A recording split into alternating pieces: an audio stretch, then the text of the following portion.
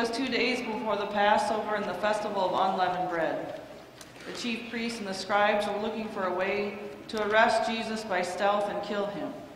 For they said, "Not during the festival, or there may be a riot among the people." While he was at Bethany in the house of Simon the leper, as he sat at a table, a woman came with an alabaster jar of very costly ointment of nard.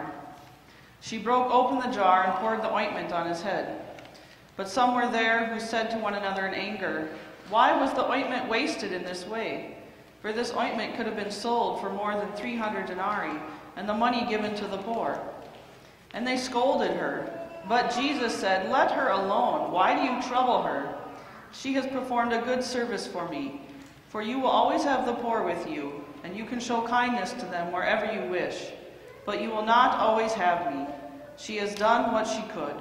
She has anointed my body beforehand for its burial. Truly I tell you, wherever the good news is proclaimed in the whole world, she has done what will be told in remembrance of her." Then Judas Iscariot, who was one of the 12, went to the chief priests in order to betray him to them. When they heard it, they were greatly pleased and promised to give him money. So he began to look for an opportunity to betray him. The Gospel of the Lord. Praise to you, O Christ.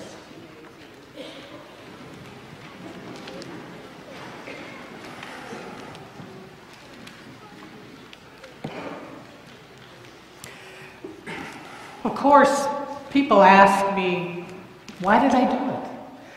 And why did I have a jar of nard to begin with? Well, I'm not going to tell you that it's not expensive stuff, but then I'm not going to also tell you that my family isn't fairly well off. We buy nard, or spikenard as it's really known, from merchants who import it from India. The oil has been distilled from a plant and sealed up in alabaster jars for transport. It's a funny thing. Spikenard, as soon as you break open the jar, it begins to lose its scent, so you have to make the most of it while it lasts. It smells a little bit like valerian, a little like coconut oil. It's a warm, earthy scent, fragrant and musky. We use it to relieve headaches and to rejuvenate the skin. The scent makes you feel calm and helps you sleep, and the oil helps wounds to heal. It's also said to inspire devotion. So why did I do it? It's hard to put it into words. My family has been offering hospitality and support to Jesus and his disciples for a few years now. It's a simple thing, but an honor, really, to open our home to them, to provide food and a place to stay, and a place for others to come and meet with them.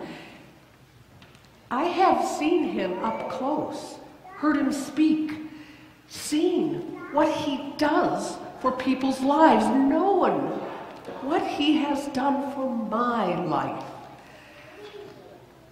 How can you possibly repay someone who has given you so much? Words aren't enough. Money isn't enough. But I wanted to do something. That's when I saw the new jar of nard. It's not that it costs the same as a year's wages for laboring in the fields. It's beautiful. It's rare. It's sort of intangible, and yet its effect is to calm and to heal you. It can be gone too soon, and you know how fortunate you are to have been able to experience it. All these thoughts were filling my mind as I rushed to the house when I heard he was staying, without really being able to express the intensity of the feelings in my heart. I just knelt before him and broke open the jar. That incredible, warm, rich, comforting fragrance filled the air between us. And then, without thinking what I was doing, I anointed Jesus' head with oil. Most of the people who were there didn't think it was a great idea. They said I should have given them the jar unbroken, and they could have sold it and used the money to feed the poor. Some people tell a different story. Some say I also anointed his feet. If I did, that's what you do to your most honored guests. Although you're supposed to let the servants do the foot washing. Some people even say I dried his feet with my long hair. If I did, then I was behaving in a radical way for a woman. You don't let your hair down when you're out and in company.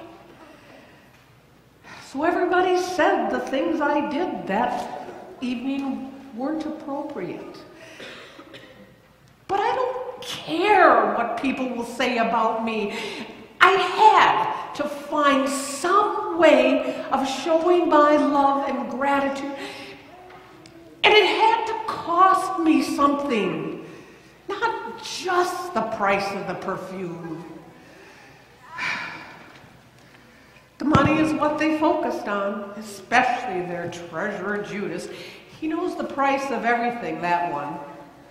He sputtered about it being worth 300 silver coins and how many poor people it would feed.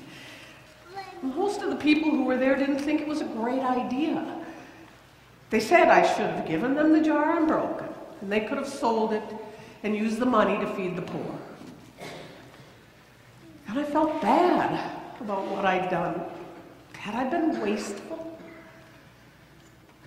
And one of the other disciples joked, said that Judas was only thinking of the tithe he could skim off the top. But the master told them to stop, said that I had done a beautiful thing.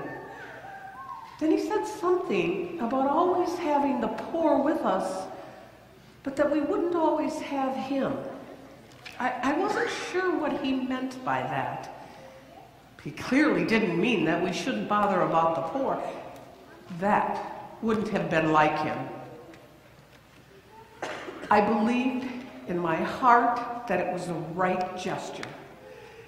And Jesus recognized what my heart was trying to say in that act. And he didn't condemn me. He said it was a beautiful thing to have done. I didn't know that it would represent to him the beginning of the preparations for burial. We didn't understand what was ahead.